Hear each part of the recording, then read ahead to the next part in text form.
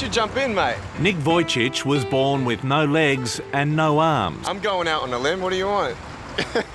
but he's sure got plenty of guts. This is scary right here, mate. This is where you gotta have guts. Or you're a bit crazy. 10. Nice, mate. Thank you very much. You're a generous judge.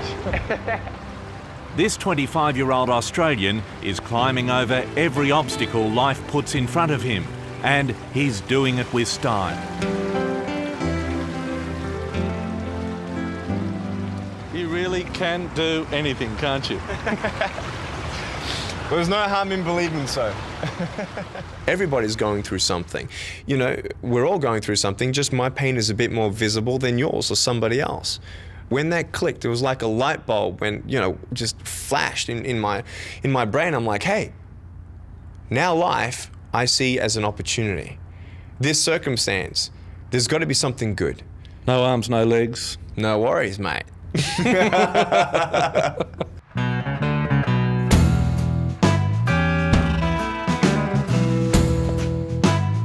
So do you see yourself as a disabled person? I know I have no arms, no legs, but the definition of disability is something stopping you from being able to do something. In my life, there's hardly anything I've found that I can't do. Even golf. Even golf. I think we're getting a bit out of control here. Should I take over? No.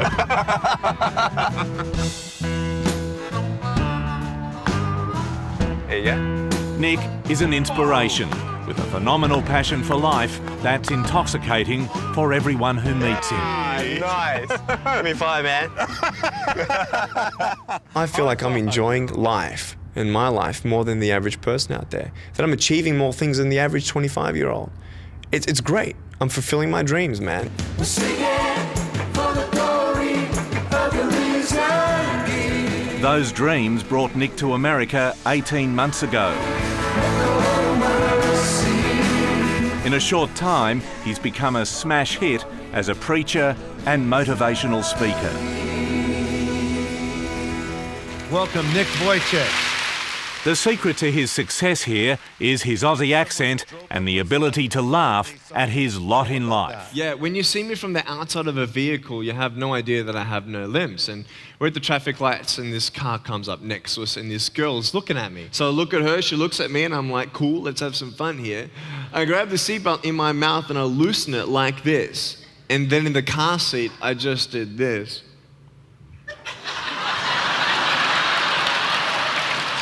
And she was like, it was awesome. Humour underpins everything for you. Humour in your message. You know, if I start feeling sorry for myself, then I know that if I've got a sad face, I'm a poor guy, you know. But if they see a guy, you know, who's able to joke about himself, you know, it's good to laugh once in a while, mate. It's a good relief. It's really, I mean, to be able to laugh at life, that's what I've found that I can now accomplish. There were many times I couldn't do that. Nick was born in Melbourne in 1982, the long-awaited first child of Boris and Dushka Vujicic. When I was born, the doctors held me low enough so she couldn't see me as soon as I was born, and she heard me cry. But obviously she saw a worried look in the doctor's face. He went pale. My dad looked over, and you know, his face colour changed as well. And my mum's like, "What? What's going on? What happened?" It's a question that's never been answered. Nick's birth confounded the doctors then and still does. So this was never detected on ultrasounds? Correct. Your mum medication while she was pregnant with you? No medication. Wasn't thalidomide. That was a decade before I was born. And so she knew all about that. She didn't even take Panadol or any painkillers while she had a headache, and not a touch of anything else that might harm her pregnancy. It took a while for your parents to accept their baby boy like you are. Yes. I mean, I couldn't imagine the shock, the grief, the natural feelings of guilt, anger, confusion. It sounds like a period of mourning almost for them.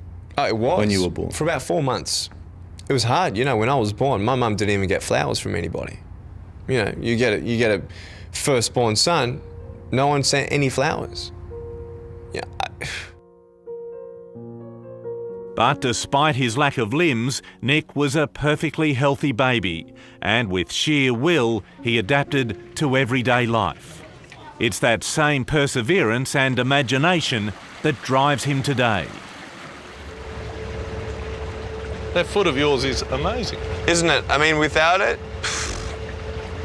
I'm so thankful for this little thing. One day I broke it. Really? I sprained it. I didn't break it, but I was playing soccer one day.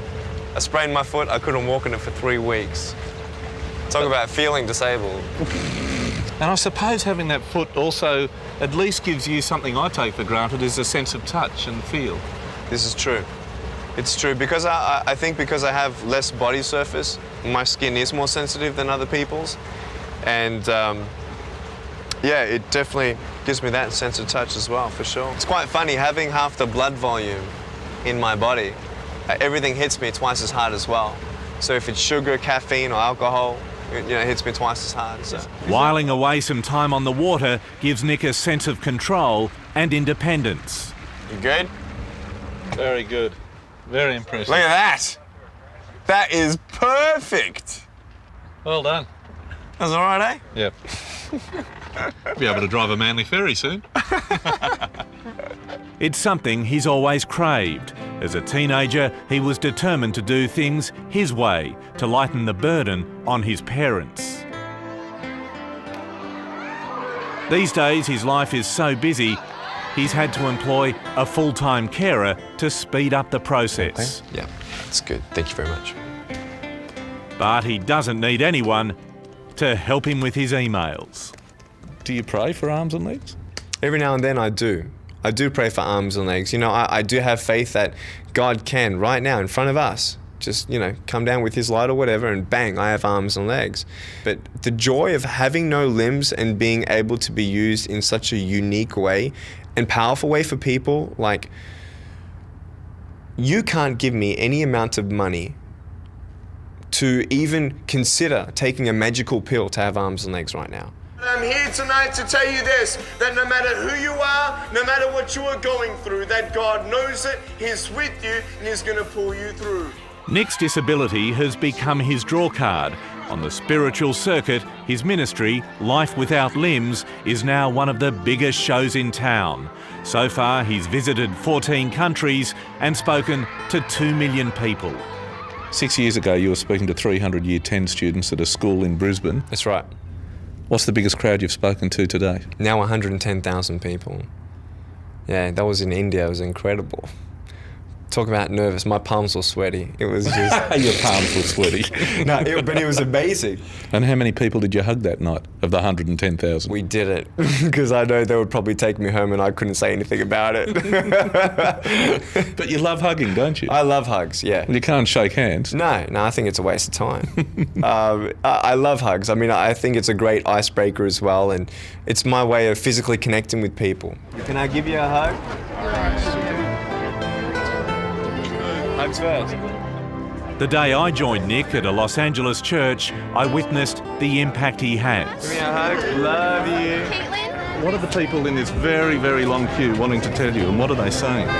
Sometimes they actually open up and tell me the deepest of secrets of just they feel comfortable around me and to share just what their brokenness is in their life. And what do the kids say to you?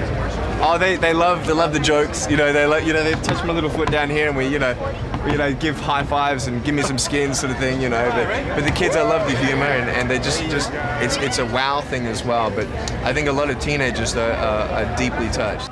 It matters how you're going to finish. Are you going to finish strong? His appeal to teenagers caps a remarkable turnaround from his school years, a time where he was ridiculed and tormented and suicidal. There was one day I remember when I was 6 years old, I had a very, very hard day at school. And I just, hear their voices echoing in my mind, at night. And I got up out of my bed, I looked in the mirror and said, okay, Nick, I'm talking to myself. I'm saying, Nick, what do you have that is good, that no one can change, that no one can argue with? And I just wanted something. Just give me something to hold on to. There's got to be something good about me.